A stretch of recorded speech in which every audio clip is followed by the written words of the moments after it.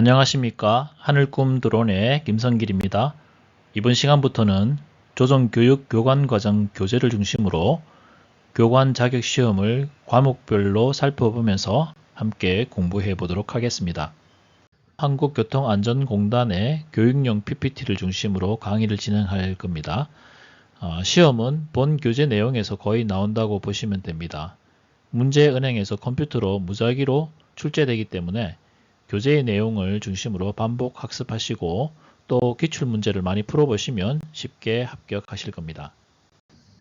교재의 목차를 보시면 초경량 비행장치 인적 오류, 비행 공력, 안전관리 및 사고 사례, 무인 비행장치 시스템 및 기체 운용, 항공안전법 및 운영세칙, 항공사업법, 비행교수법, 드론 산업 및 기술 동향 등 총 8과목을 함께 공부하게 됩니다. 오늘은 그 첫 번째 시간으로 초경량 비행장치 인적 오류에 대해 공부하겠습니다. 이 과목에서는 총 3가지 제목의 내용을 다루고 있습니다.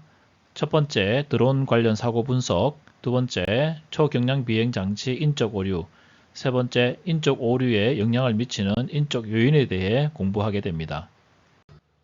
드론 관련 사고 분석인데요. 비행 안전 문제, 사생활 침해 등의 문제로 인해 논란이 되고 있습니다. 비행 안전 문제로는 드론과 여객기가 충돌할 위험이 있고 고장이나 여러가지 요인으로 인해 추락 시 인명피해가 우려되기도 합니다. 드론을 이용한 테러의 위험도 있습니다. 역설적이긴 하지만 실제로 이러한 위험성을 이용하여 현대전쟁에서 드론을 무기로 사용하고 있기도 합니다. 드론 관련 논란이 되고 있는 것은 드론을 이용한 불법적인 촬영이 증가하고 있다는 것입니다. 사생활 침해는 물론이고 불법적인 촬영을 통해 기밀사항을 획득하는 사례도 발생하고 있습니다. 불법적인 드론 활용 사례에 대해서 살펴보겠습니다.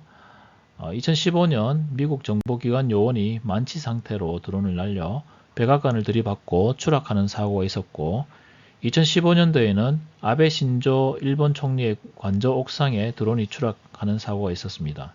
2018년도에 그린피스가 슈퍼맨 모양 드론을 제작 원전 위로 날려보내서 건물 외벽에 충돌한 후에 추락하는 사고가 있었습니다.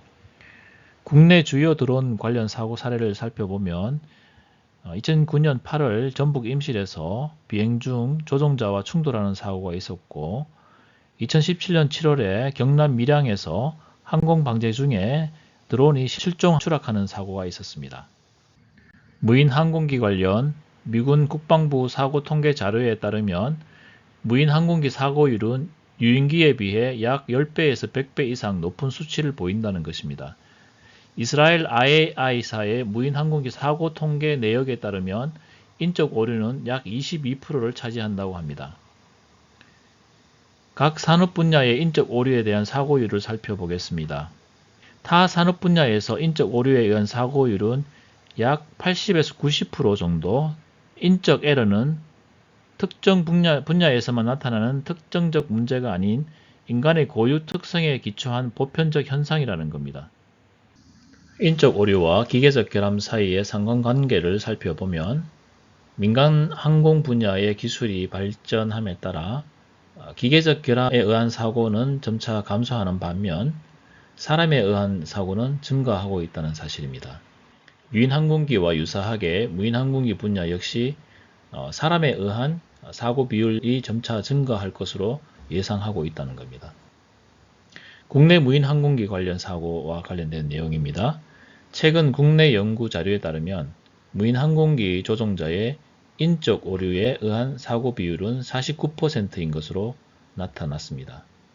그 중에 조종자 주의 집중 부재, 점검사항 누락, 세팅값 입력 실수 등 조종자의 실수 측면의 단순 인적 오류는 28.75%인 것으로 밝혀졌습니다.